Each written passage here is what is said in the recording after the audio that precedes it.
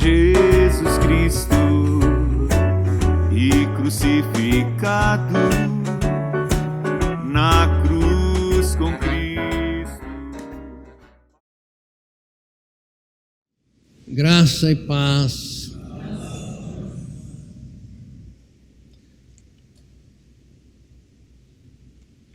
Muitas pessoas não sabem que sem um novo nascimento a pessoa não tem paz com Deus.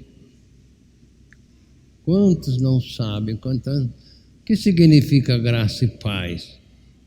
Pela graça, Deus nos regenera e o regenerado tem paz com Deus. Então, o que é regenerar? Regenerar é gerar uma pessoa que já foi gerada. Toda pessoa já foi gerada pelo pai e a mãe, mas se não for regenerada, ou seja, gerada outra vez por Deus, não entra no reino de Deus. Então é isso que significa graça e paz, tá? Aqui nós temos, então, o grande presente de Deus. O grande presente de Deus. No capítulo 9 de Isaías, do versículo 2 ao 7, está escrito assim. Isaías 9, 2 a 7. O povo que andava em trevas viu uma grande luz sobre os que habitavam na região da sombra da morte. Resplandeceu a luz. Tu multiplicastes este povo, a alegria lhe aumentaste. Todos se alegrarão perante ti, como se alegram na colheita, e como exultam quando se repartem os despojos.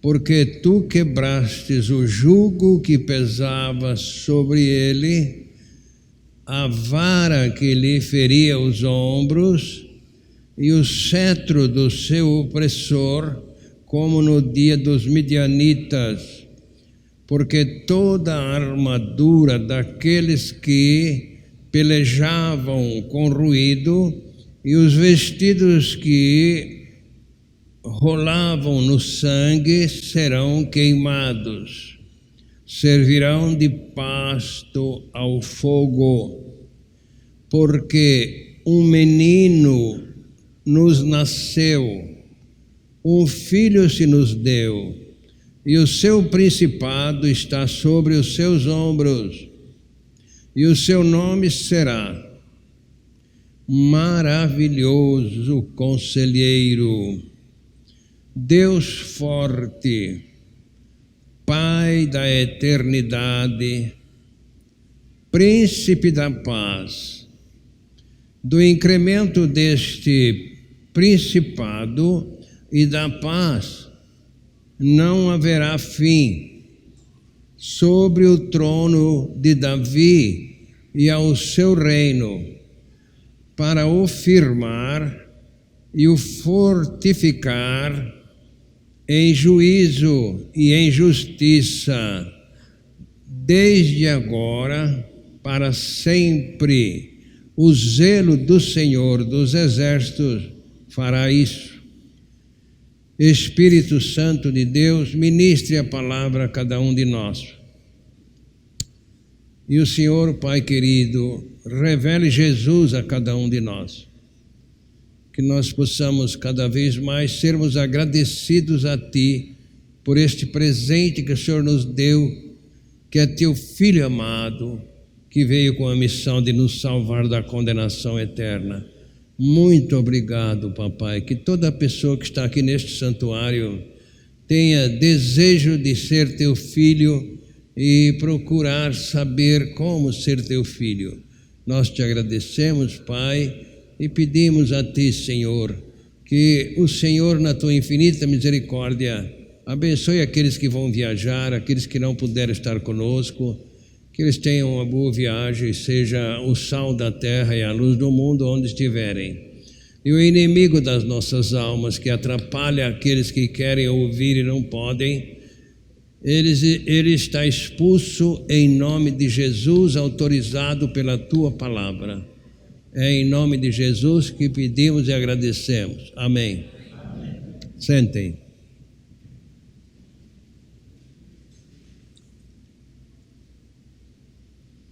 Nós tratamos deste assunto, né? Por quê? Porque é uma realidade. Quando Deus ficou 400 anos sem se manifestar ao povo entre testamentos, Deus deve ter ficado pensando, o que eu vou fazer? Então Ele resolveu nos dar um presente. Só que a religiosidade mudou o sentido. E isso tem nos entristecido todas as vezes que nós comemoramos essa data, a gente fica triste por ver inverter a situação. Este Deus que nos deu o grande presente, Ele não recebe a gratidão. Por quê? Porque a religião mudou. E aquele que recebe a gratidão hoje é o homem de vermelho, um mentiroso que engana tantas crianças e muitos adultos. Mas de manhã nós tratamos um pouco deste assunto. Cuidado. Você que não veio de manhã, cuidado. Nós lemos Apocalipse 22, 15, que nós vamos ler agora, para aqueles que ainda não descobriram que a mentira os leva para o inferno. De fora ficarão os cães, os feiticeiros, os impuros, os assassinos, os idólatras, e todo aquele que ama e pratica a mentira. Aquele que engana o seu filhinho sobre esse homem de vermelho está mentindo. E nós temos muita gente que pratica esta mentira. E não só isso, mas o dia que o seu filhinho descobrir que você mentiu, ele vai ficar decepcionado. Então fale a verdade para o seu filho, ensine o seu filho que essas idolatrias é coisa do Papa. No período que nós ficamos sem autoridade e proibidos de ler a Bíblia, que foi do ano 1000 ao ano 1500, o papado tomou conta e injetou todas essas coisas na humanidade. Graças à misericórdia de Deus que um homem descobriu uma Bíblia e fez uma reforma onde hoje nós temos a oportunidade e a facilidade de termos uma Bíblia. Quem foi este homem? Martinho Lutero. Ele enfrentou grandes problemas para fazer esta reforma, de dar liberdade para se ler a Bíblia. A história diz que os jesuítas mataram 100 milhões de pessoas que tinham a Bíblia em casa e liam a Bíblia. Eles se encarregaram de pôr em prática aquilo que o papado exigiu. Proibiu a Bíblia, proibiu a leitura, e aí então entrou todas estas atividades que vêm lá do judaísmo, lá do paganismo, aquilo que era uma idolatria, como esta árvore de Natal que talvez você tenha na sua casa, é uma idolatria. Cai fora disso. Eles prestavam culto debaixo desta árvore, mas não a Deus, e sim a Baal. Então precisa tomar muito cuidado, irmãos, lerem a Bíblia, e é isso que nós estamos fazendo na escola bíblica dominical, levando o povo a ler a Bíblia, não só aqui na igreja, mas em casa também, para ficarem informados dessas idolatrias que vêm do paganismo e muita gente põe em prática aqui, tá? É muito bonitinho, muito legal e tal, mas não mente não, por favor, porque mentiroso não entra no reino de Deus. Muito cuidado, tá? Então, o povo andava em trevas por causa disso. Não sabiam para onde ir. Tinha muita religião? Tinha, mas tinha autoridade humana. A Bíblia não era lida, era proibida. Fizeram muitas fogueiras da Bíblia Sagrada. Diz a história que quando Martinho Lutero descobriu esta Bíblia, foi uma mulher que pôs dentro do forno de fazer pão, aqueles fornos de barro que antigamente era feito. Então, quando descobriu que este camarada vinha, ela estava com a Bíblia lá, ela pôs lá dentro da massa, e ele não achou essa Bíblia em casa dela. Então essa veio ser a razão da reforma que trouxe para nós esta bênção gloriosa de descobrirmos que Deus enviou Jesus Cristo. Então está escrito aqui no verso 6, porque um menino nos nasceu, um filho se nos deu. Quem foi que deu? Deus. E o principado está sobre os seus ombros, e o seu nome será. Tem algumas Bíblias, algumas versões que emenda maravilhoso conselheiro, né? Sem vírgula aqui. Mas então nós vemos que Deus deu a ele, a este menino, que desde cedo os ciumentos queriam matá-lo, mas sempre Deus permitiu que ele fosse crucificado, mesmo quando aquele povo não queria que Cristo fosse crucificado. Ele deu para aquele povo gritar: crucifica-o, crucifica-o. A vontade de Deus é que ele fosse para a cruz, porque ele veio com uma missão: salvar o povo da condenação eterna, fogo eterno. Então este menino que nasceu com este processo: salvar o povo da natureza velha, a natureza que todos nascem com ela. Toda pessoa nasce com a natureza de víbora, natureza maligna, que o diabo injetou em Adão e Eva lá no Jardim do Éden. Então todos nascem com esta natureza, porque é um vírus que passa de pai para filho e etc. Então as pessoas pensam: eu não tinha nascido, como é que eu tenho essa natureza? Mas tem. E esta natureza te leva para o fogo eterno. Então Deus, na sua infinita misericórdia, enviou Jesus Cristo, um maravilhoso conselheiro, o Deus forte, oh beleza, Pai da eternidade. Sabe o que é eternidade? Não tem fim nem começo.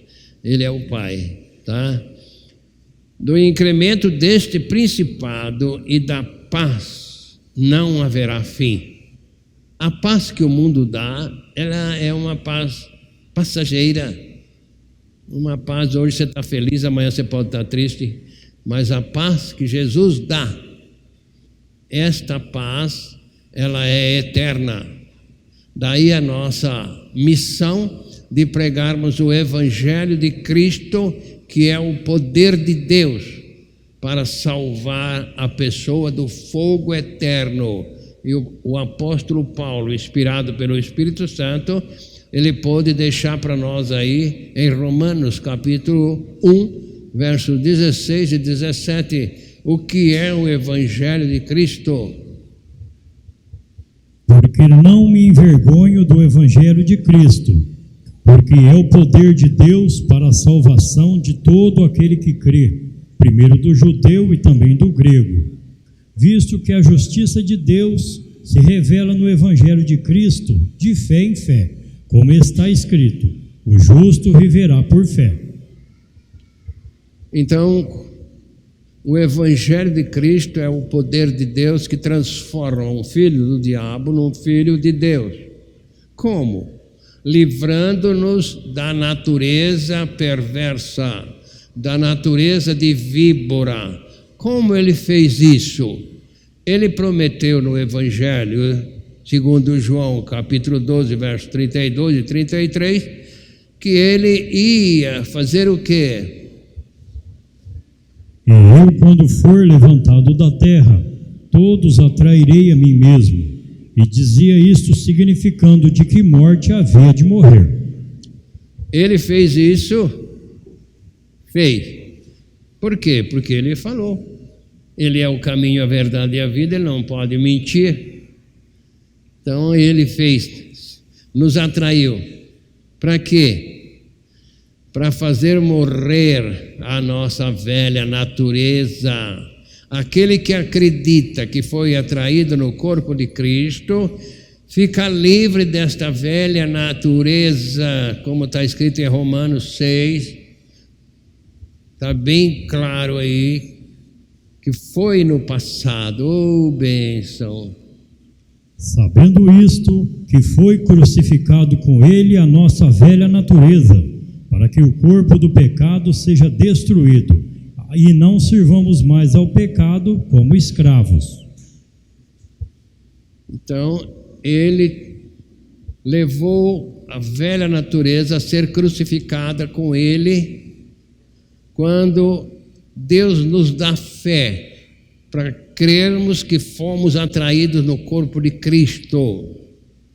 Se Deus não der fé, a pessoa não recebe esta revelação, porque o inimigo não quer, o diabo não quer que as pessoas creiam que elas foram atraídas no corpo de Cristo, que foram crucificadas com Cristo. O diabo não quer, porque é o único jeito que ele tem de perder a pessoa que acredita.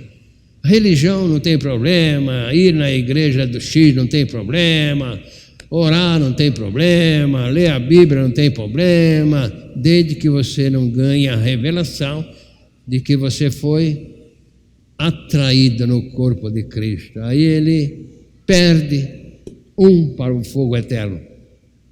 Onde está escrito? Romanos 7, 4. Assim também vós, meus irmãos, estáis mortos para a lei pelo corpo de Cristo, para pertencerdes a outro, a saber, aquele que foi ressuscitado dentre os mortos, a fim de que demos frutos para Deus. Então, quando a pessoa acredita que foi atraída no corpo de Cristo, porque leu na Bíblia, e a Bíblia é a palavra de Deus, ou ouviu alguém lendo a Bíblia, neste texto, desta promessa que Cristo fez, esta pessoa então muda de proprietário, deixa de pertencer ao diabo, passa a pertencer a Cristo. Por isso é o Evangelho de Cristo. Nele nós descobrimos esta bênção gloriosa. Por quê? O que ele disse lá no verso 7 é exatamente isso. Nós, às vezes, nós não entendemos que precisamos crer que Cristo nos atraiu no corpo dele para ficarmos livres desta natureza que nos separou de Deus. Quando cremos que fomos atraídos no corpo de Cristo, mortos com Cristo, aí morreu a velha natureza. Não é que a pessoa morre fisicamente, não. A velha natureza foi crucificada com Cristo e nós ganhamos então o quê? A libertação. Oh, beleza! Deus então fica satisfeito com esta pessoa porque acreditou na palavra dele e nos gera para a família dele. Uma coisa tão simples, mas que as religiões tornam tão difícil.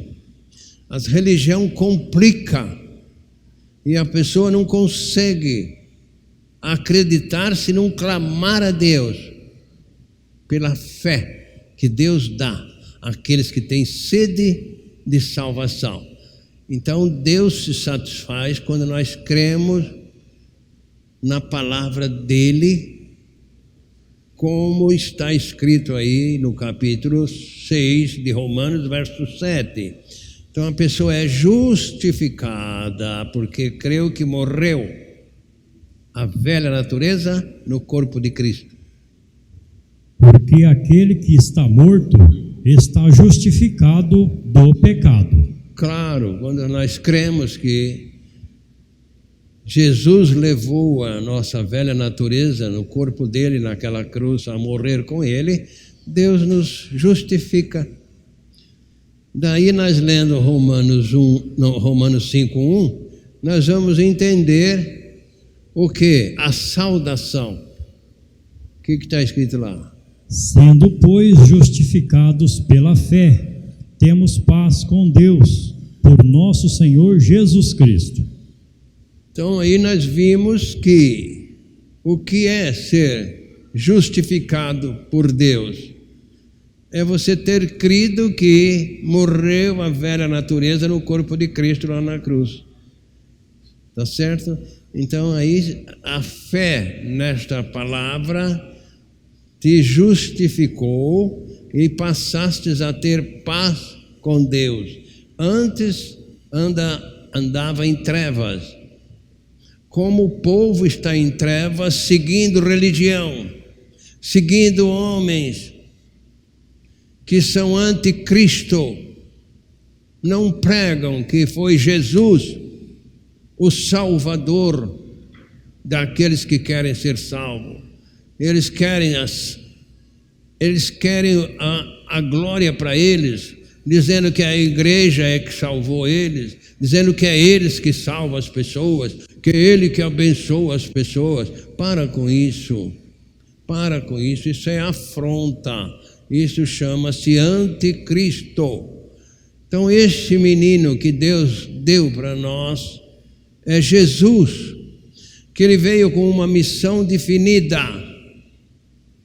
Oh, como eu fico feliz em ler ali no capítulo 2 de Lucas, verso 10 e 11, que bênção gloriosa é a vinda de Jesus para aquele que andava em trevas, como eu e tanta gente. O anjo, porém, lhes disse: não temais, eis aqui vos trago boas novas de grande alegria, que o será para todo o povo. É que hoje vos nasceu na cidade de Davi o Salvador, que é Cristo, o Senhor. Então, que beleza, alegria para todas as pessoas. Que pessoas? Aqueles que acreditam. Quando a pessoa acredita que ela foi atraída no corpo de Cristo, Deus gera ela para a família dele. Qual é o maior presente que esta pessoa ganhou? A fé de pertencer à família de Deus. Efésios 2, 19 e 20.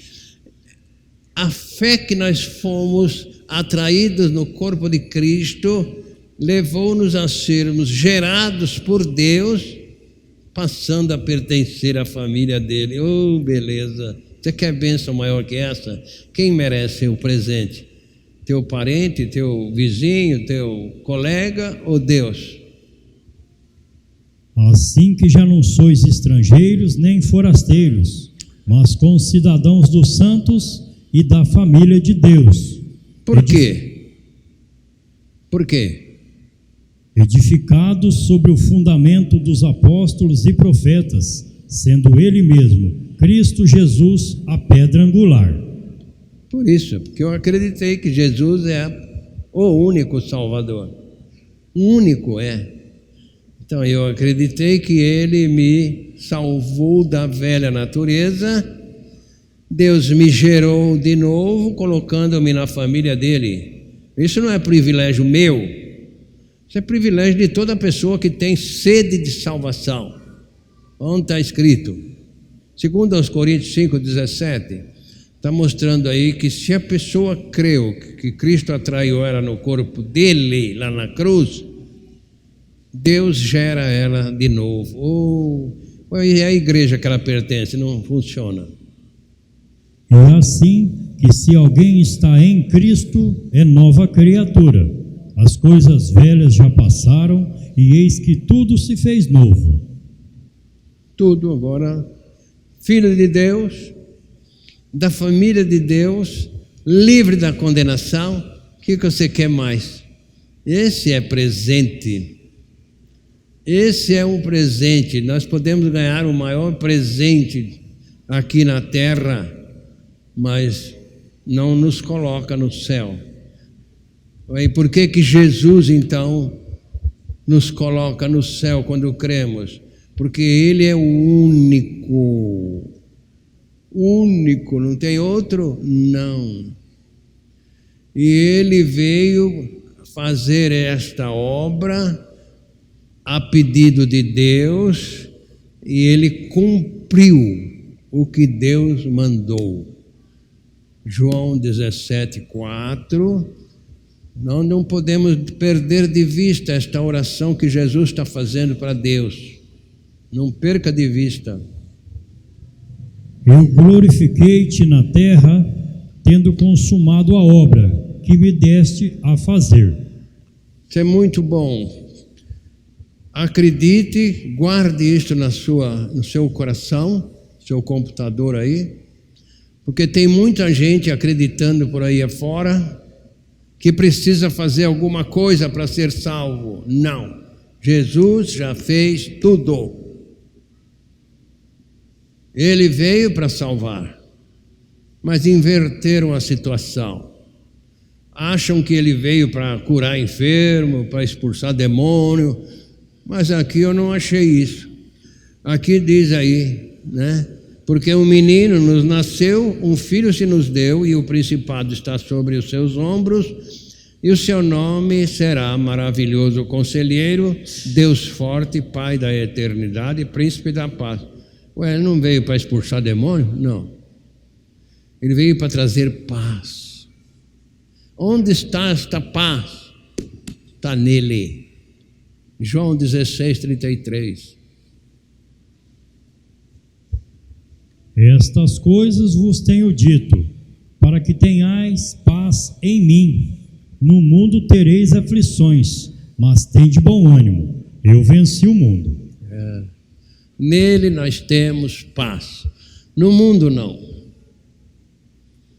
No mundo não temos paz. Mas em Cristo temos paz, mesmo nas circunstâncias adversas. Nele nós temos paz. Por quê? Efésios 2:14. Porque Ele é a nossa paz, o qual de ambos os povos fez um, e tendo derrubado a parede da separação que estava no meio, a inimizade. Então Ele é a paz. Ele derrubou a parede, acabou com aquela história. Acabou. Então, graças à misericórdia de Deus, que enviou este menino, mas que este menino virou homem, foi crucificado com uma única missão: atrair-nos no corpo dele, levando a velha natureza a ser crucificada com ele. Oh, benção, aquela velha natureza tem um hábito totalmente diferente da natureza divina. Enquanto não cair essa ficha para a pessoa, ela não sabe o caminho a seguir, está em trevas. Mas a hora que cai a ficha, que ela ganhe o amor de Deus, ela vai aprender a amar como Deus ama. Romanos 5:5.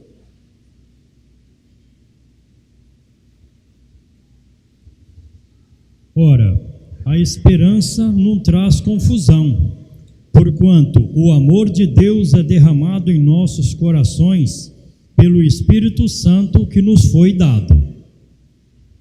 Então, o amor de Deus no nosso coração é o produto do amor.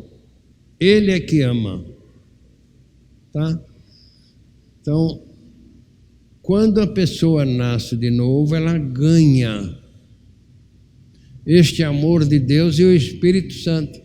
Não precisava dividir, que lá em 1 Coríntios 3:16 está mostrando que a pessoa ganha o próprio Espírito de Deus, que já é amor. Acaso não sabeis vós que sois o templo de Deus e que o Espírito de Deus habita em vós? Você não sabia disso, querido? Não sabia? É isso que ele está perguntando. Acaso você não sabe que você é o templo do Espírito de Deus? Que ele habita, ele não está aqui na igreja, ele habita onde você estiver. Onde você estiver, ele habita. Mesmo lá, aonde? Filipenses 2:15.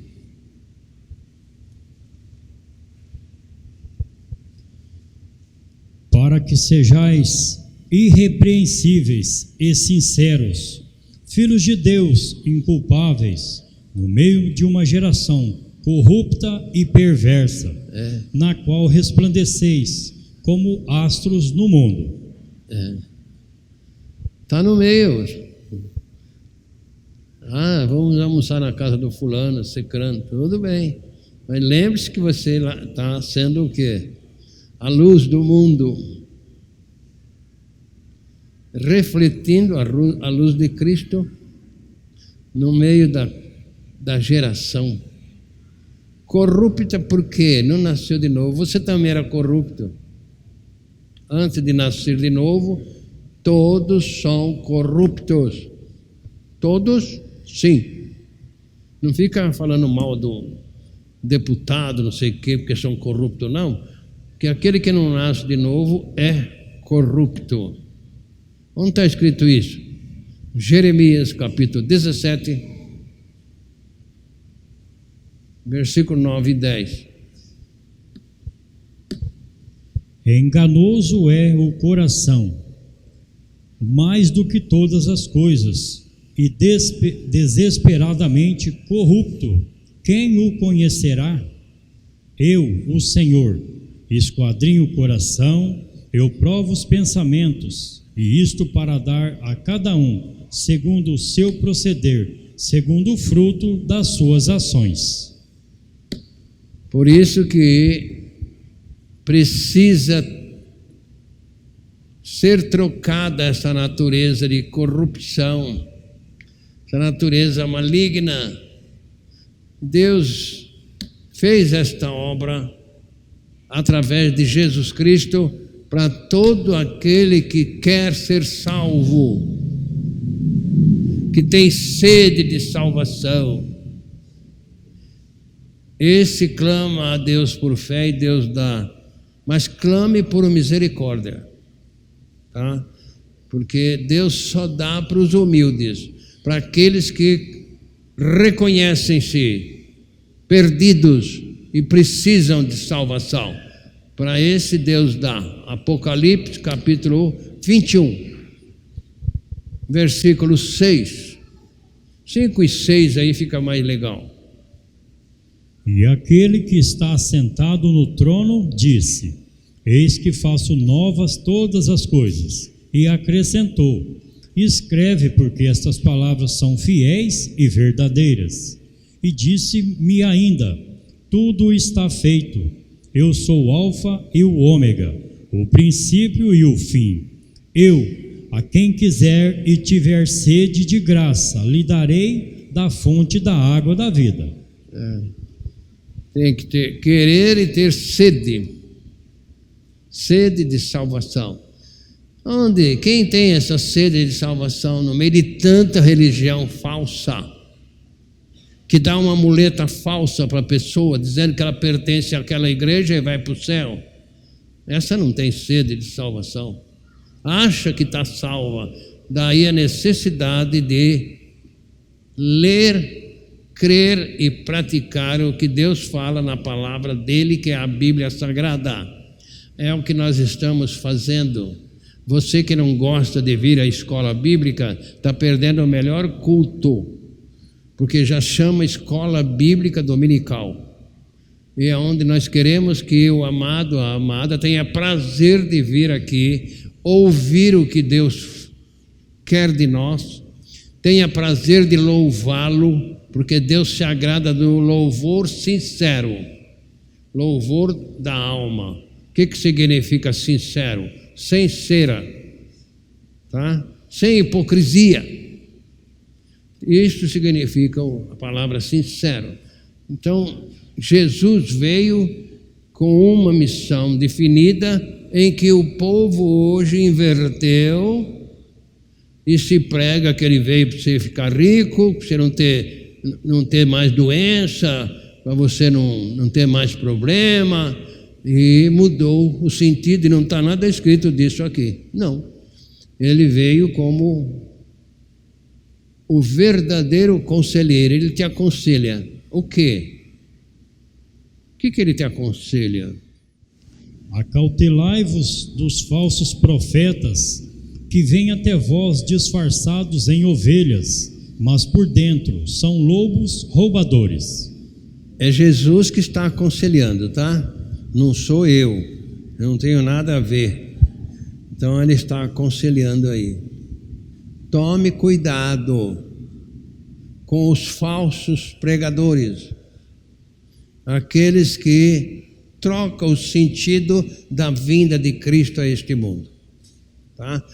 Confie, peça misericórdia a Deus para receber a revelação. Que revelação? Que fostes atraído no corpo de Cristo lá na cruz.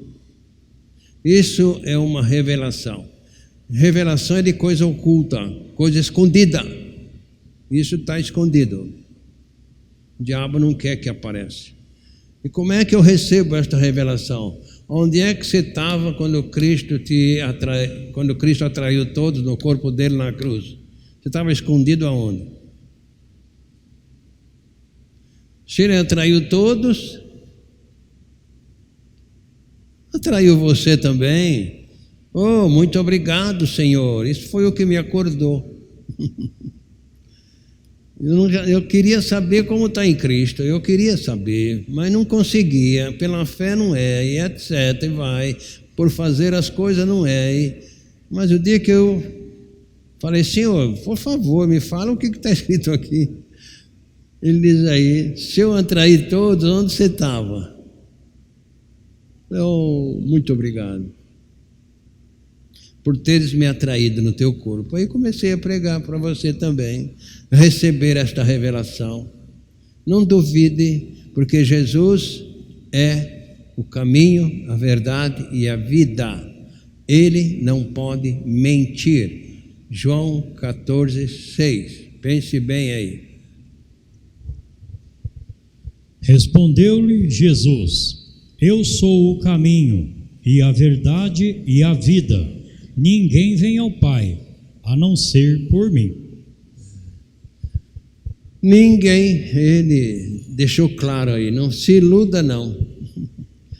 Só aqueles que vêm a mim. Como que eu vou a ti? crendo que eu te atraí no meu corpo.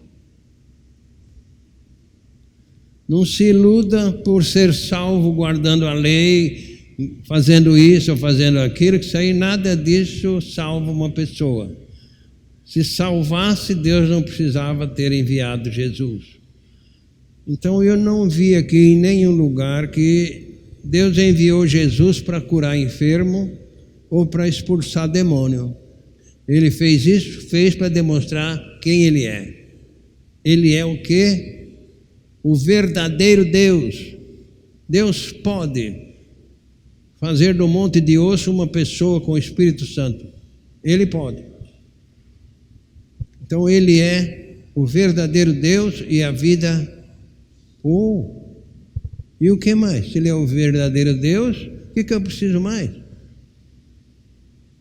Mas Jesus é Deus, não só Deus, como o verdadeiro Deus.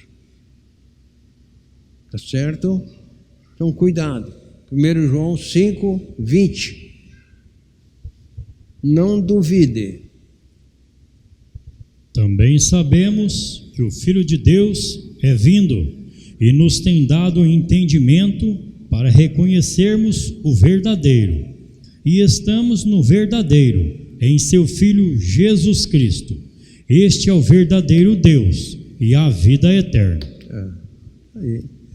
Não foi eu que escrevi a Bíblia, né? Graças a Deus está escrito aí. Então este menino, ele tem todas essas qualidades. Você precisa de conselho? Fala com ele. Precisa de força? Fale com ele. Precisa de paz? Fala com ele. Jesus é tudo, oh beleza. Ele é tudo, é tudo. Nós te agradecemos, nosso Pai, porque o Senhor enviou teu Filho Jesus como presente para nos salvar da condenação eterna.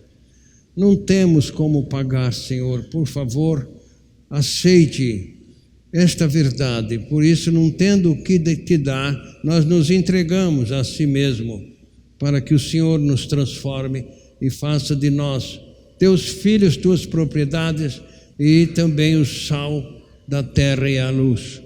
Por favor, porque o povo precisa, Senhor, e nós somos incapazes de pôr em prática essas coisas sem que o teu Santo Espírito nos guie nos teus caminhos. Por isso nós te pedimos, faz-me, Senhor, andar nos teus caminhos. Faz-me, Senhor, andar nos teus caminhos. Ó meu Deus, em ti confio, guarda-me, Senhor, guarda-me, Senhor, pois em ti me refugio. Faz-me, Senhor, andar nos teus caminhos. Faz-me, Senhor, andar nos teus caminhos. Ó meu Deus, em ti confio, guarda-me, Senhor, guarda-me, Senhor, pois em ti me refugio. Em nome de Jesus, amém. Graça e paz. Para o pecado eu morro.